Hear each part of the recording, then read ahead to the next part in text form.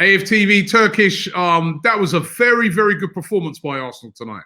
Yeah, it was. It was a good win and a good performance. I can't lie. I'm surprised myself. I didn't even expect the win, let alone the performance. So well done to them out there. It was a good team performance as well, which is good to see. You know, sometimes we've won games in the last few weeks where it's been individual players or a select few that have turned it for us. This time round, I think, as much as there is a select few that I think did stand out, the team played well in general. So yeah, well done, well done. Keep it up. Who stood out for you?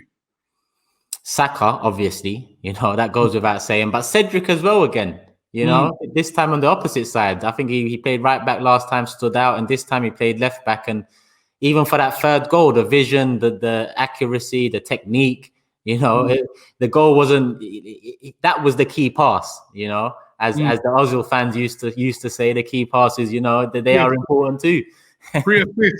Pre-assist, that's it. I don't know if we're still counting those now he's gone, but yeah, that was a great ball. And there's a few more players out there. Obviously, Emil had a quiet game today. Pepe got a goal, a bit of an iffy game, but well done to him as well. I think, you know, we need him to be productive. Overall happy with that win. I guess as well, it was the character showing, isn't it? Because, you know, you've played the same team at the weekend. You've lost. You come under heavy criticism, right? And then you're through in the first minute of the game, miss a one-on-one. Yeah. Then they go straight down the other end and score. You're thinking to yourself, here we go. This is it.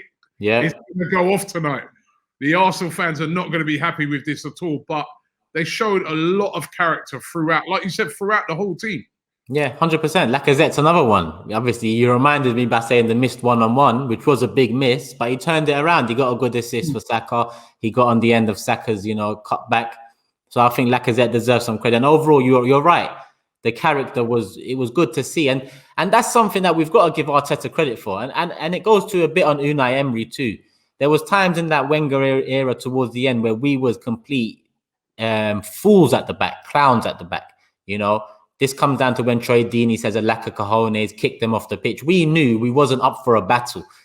Emery and now Arteta, it seems like we are more solid, structured, organized, at least, you know. We're still not there. We're nowhere near being there. But at least I can't say a team can kick us off the park now or a team can get rough with us and win. It's not that anymore. So I think Arteta deserves credit for that. Another organized performance. And off the back of going 1-0 down after missing a big chance, how many times, you know, 3-4 years ago, 2-3 years ago, did you see us crumble in them circumstances? Many a time. And Southampton are a good side.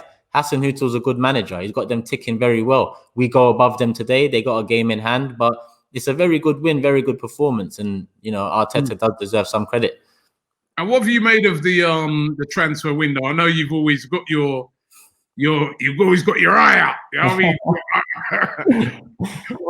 I'm a person like when the transfer window comes around, I'm like, right, Turkish. No, you're almost like that guy there, just observing and just writing down and saying, right, let me see what's going on. What have you made so far? Mission number one, you said in the summer, get rid of a load of the dead wood. They seem to be doing pretty well with that in this window. Yes and no. So the easy work they're doing. You know, Ozil, he wanted a goal, he's gone. Was it easy work with Ozil though? Was it because he also was saying that he might just stay till the end of the season? No, but I think it got to January. I think Ozil was surprised to be left out of the squad as well come start of the season. So I think in January when Fenerbahce, the talks, you know, begun, I think he was the catalyst for the move. It wouldn't have happened. But do you look on it and think that was part of as ruthless and as horrible as it seems, that you almost start, when you kind of start looking, this is what I was thinking to myself the other day, you kind of look back on what's gone on since September, when the season started back, and you start to think it was almost part of the strategy in squeezing him out. Potentially, yeah. But at the end of the day, we could have, you know, signed him off on the 1st of January. It did take a little while, and I think that's because Ozil wanted to go. Mustafi seems like he wants to go. Socrates wanted to go. Kolasinac wanted to go. So we've got rid of the players that want to go, or their contracts are coming to an end. One thing that stands out is when West Ham were interested in Eddie and Balogun's contract. I'm not sure what's going on there, because if West Ham were interested in Eddie, we should have talked to them. Dismissing that is another poor, judgment from Arsenal, because come summer, he's got a year left, and come summer, his value is very little with that year left. So I think there's positives to take, but there's also a couple negatives where I look at it and think these kind of decisions, lead to us being stuck in the mud sometimes, because we don't recoup fees for players we've signed in the past, let alone academy players, it seems. Because Ed, I'm not sure how much he's going to be worth in the summer with a year left. And we know now he's surplus to requirements. We know that now. We don't need 6 months to know that. It can work out for him. It can work out for others at other clubs, but not at Arsenal anymore. We need to move on quicker and more efficiently than we have. So I don't know. Transfer window, some positives, some negatives. What about the Odegaard signing?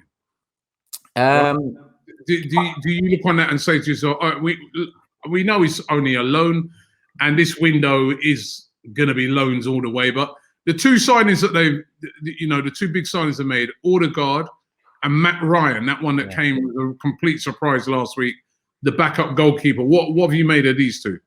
Backup goalkeeper, obviously we needed that. I think they realised their error with Runnison early on. So well done for that. Premier League experience. He's an Arsenal fan, or he was an Arsenal fan. We found that growing up, which is a positive. But my thing with Odegaard is coming straight off the back of getting knocked out the FA Cup. In my opinion, we have very little that we're challenging for aside from Europa League. And that was 2 days ago. Now tonight, seeing Emil Smith-Rowe hobble off, we're an injury away from Willian being back in the side, or, That's why you bring in an Odegaard, isn't it? Exactly. So on the plus side, it can work out. But essentially, with no option to buy, with a lack of minutes for him, it seems like it's a big, big risk. Because is he ready to fit in straight away? Because if Emil's not ready for Sunday, then is Odegaard going to be ready?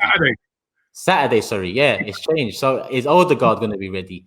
Let's hope so, because if he's not, then welcome Willian, it seems. And you know what happens when it's welcome Willian back into this side. We saw against Southampton on the weekend what happened with that. So I think that. Well, he got the pre-assist tonight. Don't forget the pre-assist. Oh, he got the pre-assist as well, didn't he? Yeah, but it wasn't quite as sweet as the pre. Oh, he passed it to Cedric, innit? Nah, but I think honestly, the Odegaard signing, decent.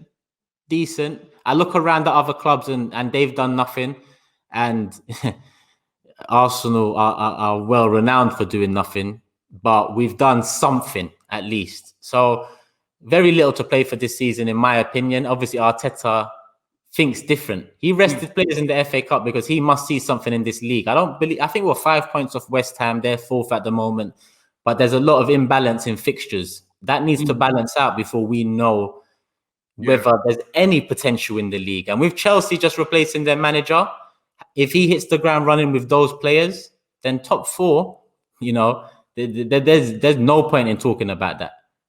We're far off it. So Europa League is the only hope we have. Okay, well, listen, Turkish, thanks very much. I love your insights on transfers, and let's hope we can get a win against United at the weekend. Trust me, we need that one. I can't lie. AFTV Picks, the new exclusive free-to-play betting tool app for football fans everywhere. Every week, test your skills and knowledge against Robbie and the AFTV fans and stand to win prizes and cash. And wait for it, it's all free.